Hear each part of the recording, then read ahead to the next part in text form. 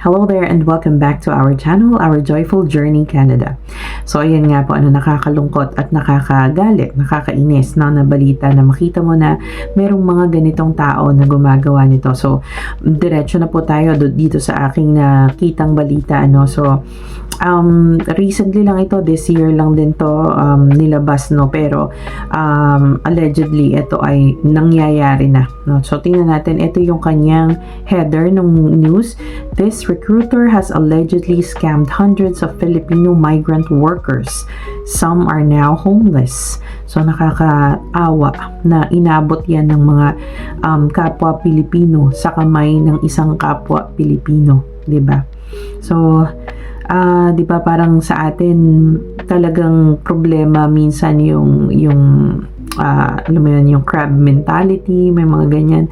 Pero Diyos ko naman, parang wag naman yung mga tao na huling-huli na nilang baraha, kumbaga yung tinataya nila sa iyo tapos ginagawa mo lang na pagkakaperahan, di ba? So tingnan natin yung mga reports pa, So sabi, despite 35 labor violations over the last decade, Blank and her companies continue to operate. So hindi ko na po pinakita yung pangalan, pero if you want to verify, ilalagay ko po yung link sa description box natin. Her company's social media account is plastered with hundreds of photos and videos of beaming foreign workers, each holding a work permit, their golden ticket to building a new life in Canada. So ayan. So syempre parang trademark 'yan ng yung mga scammer din minsan.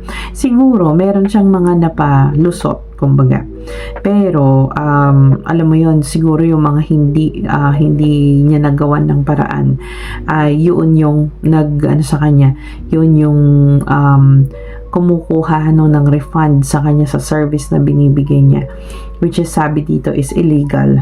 So Miss M, who is not a lawyer or an immigration consultant, is also in the picture. As a self-styled recruiter, she helps newcomers find jobs in Canada through her two companies, Blank and Blank Consulting. So meron pala siyang dalawang companies, na makikita natin dito na meron siyang mga nilalagay na serbisyo katulad ng local staffing all over Canada in different fields of expertise, high-skilled and low-skilled, temporary employment, contract employment, overseas employment, skilled worker programs, work in Canada programs, tourist visitor visa programs, family immigration, student immigration, businesses, investor visa. So lahat-lahat na pala ay kayang gawan ng paraan nitong si Miss M,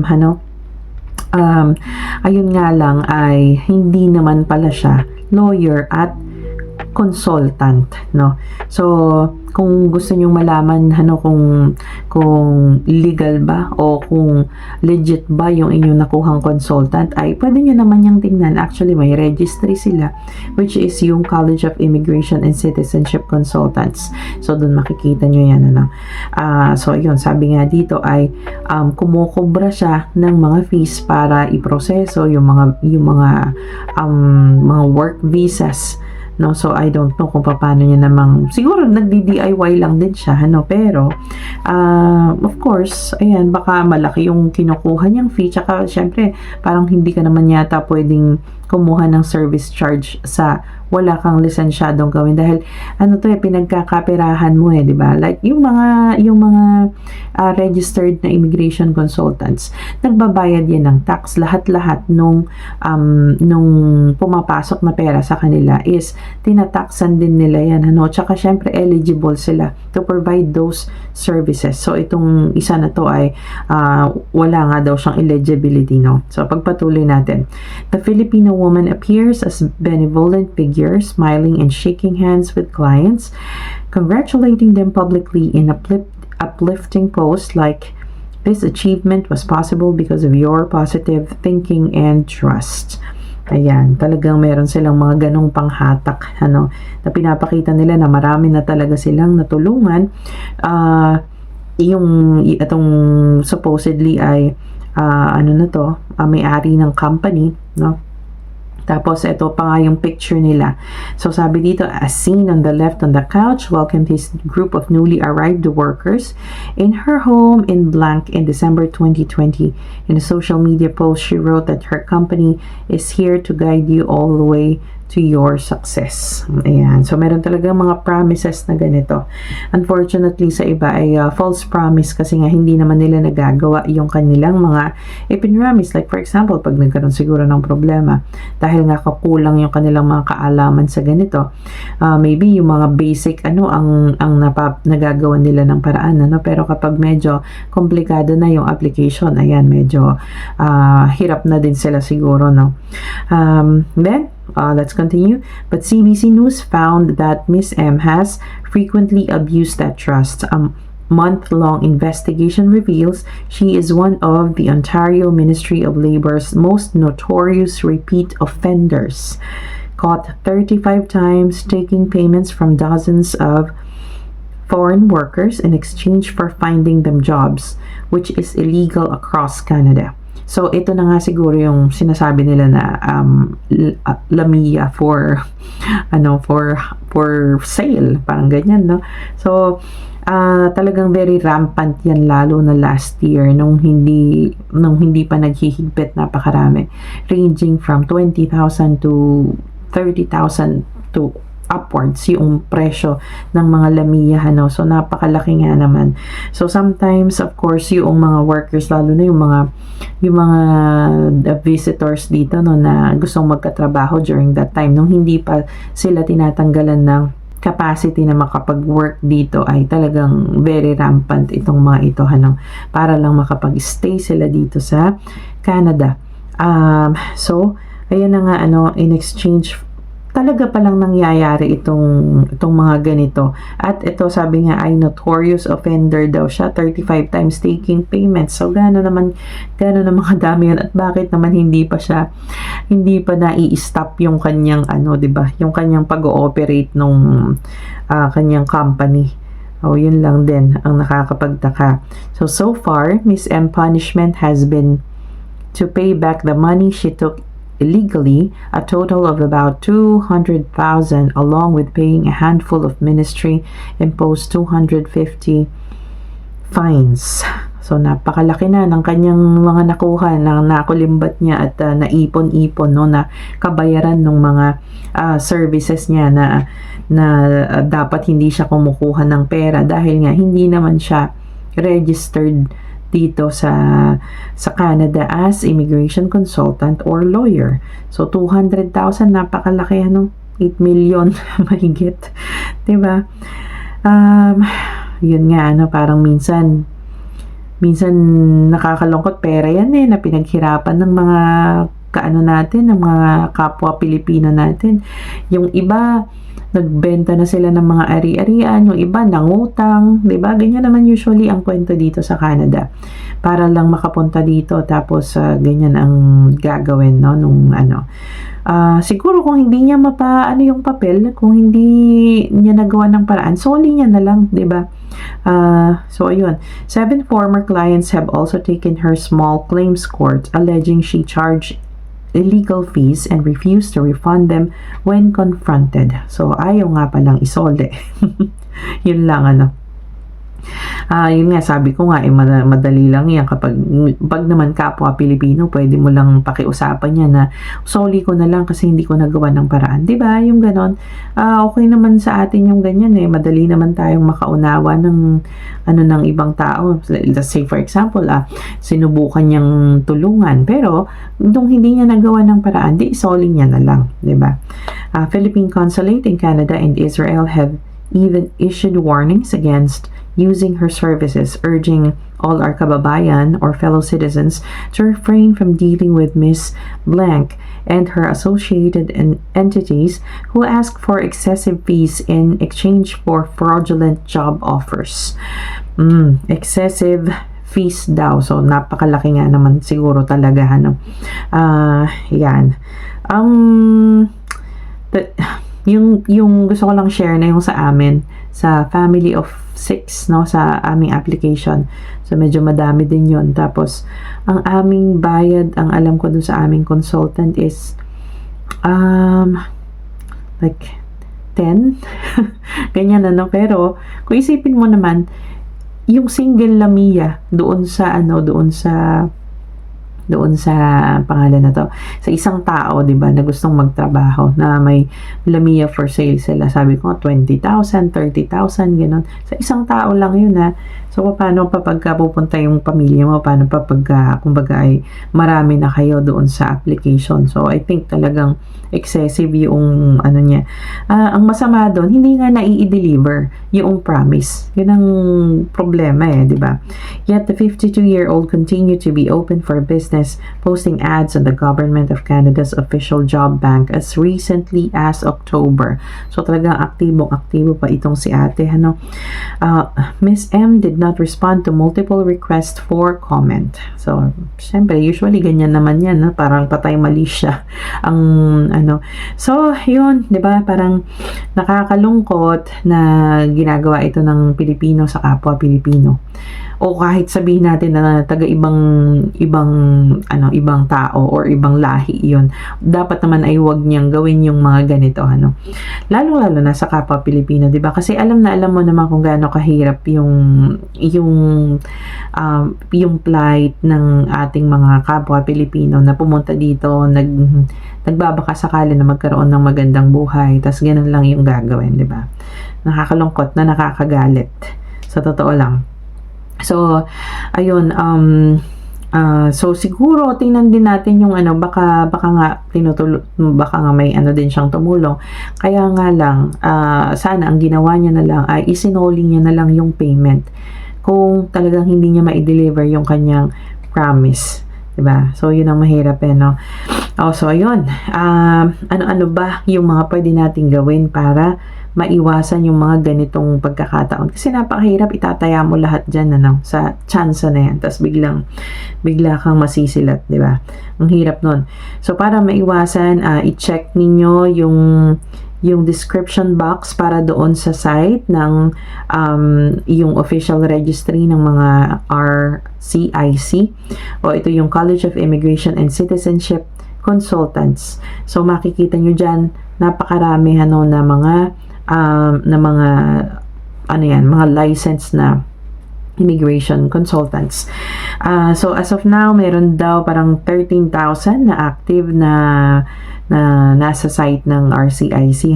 Tapos i-check nyo dyan yung kanilang name, yung surname nila, tas license number, tas yung company. Makikita nyo naman kapag may search bar dyan.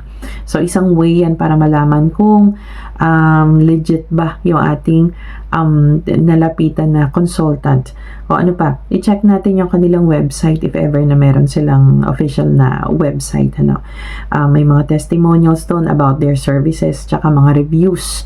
So sometimes yung iba, like katulad niya, 'di ba, pinapakita niya na meron siyang mga napalusot na naging successful yung application. Maging din tayo diyan, basta if the promises are too good to be true, red flag yun. Wag tayong papakasiguro sa mga ganun. Masarap lang pakinggan, it gives us hope, pero sa totoo lang ay taktika nila yon, para makumbinsi ka nila na sila ang kuhanin mo o yung service nila ang kuhanin mo. So, mag-check ka daw sa mga red flags like yung spelling error and lack of contact number. Ayan. Tapos, ask for proven references. Magtanong-tanong din tayo doon sa mga tao. Kaya lang, yun nga, sabi ko nga, paano ko, ang napagtanungan mo ay yung ginawan niya ng papeles, tapos nagpayad din sa kanya, tapos ay, like for example, napalusot niya yung papeles or naging successful yung application. Yun lang yung mahirap, mai-refer ka doon sa isang tao na wala naman, kumaga ay hindi eligible to do the job. Sabi ko nga, punta kayo doon sa registry ng mga registered na consultants doon sa College of Immigration and Citizenship Consultants. Ayan. So yung sa amin naman kasi, yung aming consultant na nakuha talagang consultant yun dito, tsaka makikita mo yun pag sinearch mo yung kanyang pangalan doon sa sa registry na ito, tapos makikita mo doon sa kanyang bahay, may malaki siyang pangalan doon, tapos sa RCIC, ganito, ganyan. Yun. Tapos, beware of unrealistic promises. Pag daw ginagarantiyahan ka ng 100% na success ng iyong application, ayan, isa yan sa mga red flags.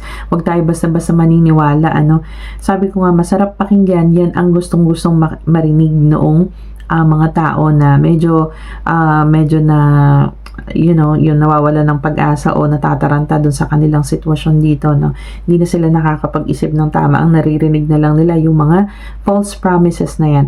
Ako, sabihin ko sa inyo, yung aming immigration consultant, hindi yan nag-promise sa amin, within a year, may mapi-PR na kayo.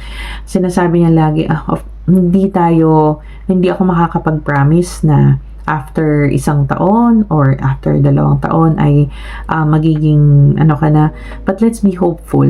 Ganun lagi siya yung sinasabi niya, which is okay lang naman marinig din sa parte namin, kasi at least alam namin, hindi kami masyadong aasa sa mga promises na yun.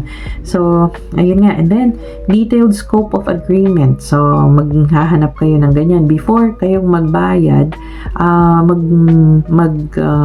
Muna kayo ng mga agreement nyo, humingi muna ikaw ng detailed agreement ninyo, para alam mo din kung ano yung laban mo, if ever. Tapos, of course, the use official receipt, o yung sa akin, pinapakita niya doon. Pagka gaya ito, magbabayad na ulit kami sa mga bata, sa renewal ng kanilang student permit. So, nakalagay doon kung magkano yung service na babayaran sa kanya, tapos yung service na babayaran doon sa immigration. So ayun, iba kasi yon, iba yung services sa kanya, iba yung sa fee sa immigration. Usually mas malaki talaga yung fee na napupunta doon sa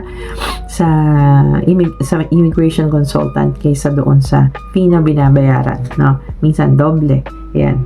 So ayun ang ilan sa mga ways para medyo maiwasan natin ang mga fraudulent na mga tao na nagke-claim na kayang-kaya kanilang gawa ng paraan yung papeles mo na magkaroon ka ng status dito sa Canada. Lalong-lalo na po ngayon, alam naman po natin na napakahirap ngayon ang situation dito. Ngayon, wag po tayong mataranta. Kailangan may clear mindset po tayo at kumbaga ay clear ang isip natin sa pagdedesisyon kung tama ba yung iyong nilalapitan, ganyan. Wag po tayo masyadong nagugulumihanan, Tapos, of course, busy tayo dito na sa paghahanap or sa paghabol ng mga status na yan, PR, citizenship. Pero wag nating kakalimutan na lahat ng ito ay temporary lang. We are here para maka-experience ng lahat, suffering, joy, success, failure, lahat yan. Pero ang dapat nating paghandaan ay yung citizenship natin doon sa taas. And of course, paano natin paghahandaan yan? Yung hindi ka nanlalamang ng kapwa mo. Like this, So, talagang binenta na nila yung dignity nila ng pagkatao nila para sa pera. So yun ang wag nating gagawin, kahit gaano man kahirap, kahit di tayo ma-PR, kahit hindi tayo ma-citizen, basta sigurado tayo na doon masi-citizen tayo, di ba? So I hope and pray that we remain grateful and thankful for every day na binibigay sa atin ng Lord, for every challenge, ayan, sa napatibayan tayo, lalong-lalo na yung mga workers and yung mga temporary na nandito na nakaka-experience ng depression, ng anxiety. Ayan, I pray na i-guide kayo ni Lord sa or makita ninyo kung ano yung will ni Lord para sa inyo. So I hope na maging resilient tayo, mas malakas ang loob natin sa mga darating pang pagsubok, of course, kasi medyo paghandaan na natin yan dahil yung mga pagbabagong magaganap. So again, thank you for watching. God bless us always, And, ayun, salamat ng marami. God bless us all.